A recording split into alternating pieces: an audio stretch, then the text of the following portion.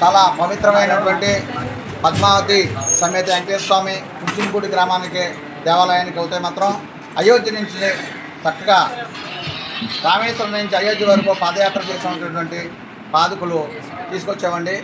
ఈ పాదుకులు, ఈ ధనసు, ఈ బాలరాముడి విగ్రహాలన్నీ కూడా అయోధ్యలో ఉన్నటువంటి అయోధ్య చల్లా శ్రీనివాస శాస్త్రి గారు ఆధ్వర్యంలో ఇవన్నీ కూడా తయారు చేయించారు. ఈ విగ్రహాలకి, ఈ పాదుకులకి, ఈ ధనుసుకి విశేషమైనటువంటి విశిష్ట ఉంది.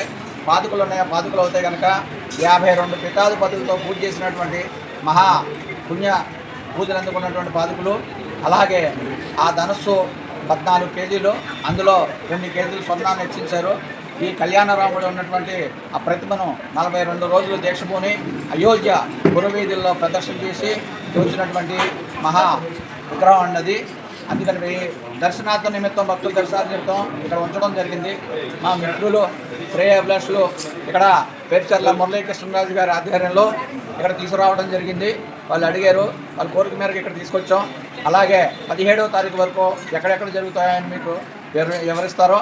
ఉన్నటువంటి భక్తులందరూ కూడా ఈరోజు సాయంకాలం నక్షత్రహారతి అయ్యే వరకు ఉంచుతాం. అది అయ్యాకనే ఇక్కడ నుంచి మళ్ళీ వీరంపాలెం వెళ్తుంది.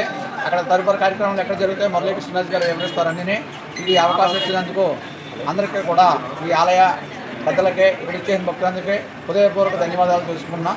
జై శ్రీరామ్, జై జై శ్రీరామ్. ఇటువంటి మళ్ళీ అవకాశం రాదమ్మా. ఈ అవకాశాన్ని అందరూ కూడా సద్వినియోగం చేసుకుని ఆ శ్రీరామచంద్ర ప్రభు అనుగ్రహాన్ని పొందగలరని కోరుకుంటున్నాం. జై శ్రీరామ్.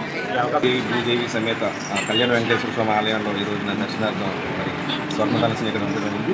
రేపు ఉదయం శ్రీ బాలా త్రిపుర సుందరి పీఠం వీరంపాలెంలో మధ్యాహ్నం ఉదయం 9 గంటల నుంచి మధ్యాహ్నం 12 గంటల వరకు ఉంచడం జరుగుతుంది.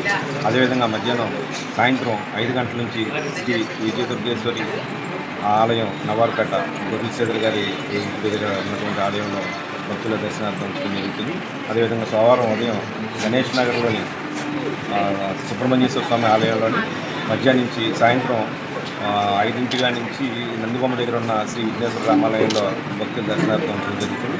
అదేవిధంగా మంగళవారం ఉదయం రామారావుపేటలోని కోదండరామ ఆలయంలో ఉదయం 9 గంటల నుంచి మధ్యాహ్నం 12 గంటల వరకు ఉంచడం జరుగుతుంది. అదేవిధంగా ఈవినింగ్ కూడా మరి మన పట్టణ ప్రాంతంలో ఉన్నటువంటి ఆలయాల్లో భక్తుల దర్శనార్థం ఉంచడం జరుగుతుంది. మిగతా ఈ ప్రాంత భక్తులందరూ కూడా ఆ సమయానుకూలంగా ఆయా ప్రాంతాల్లో స్వామివారి స్వర్ణ ధనుసుని దర్శనం చేసుకోవాలని కోరుకుంటున్నాను. Thank you.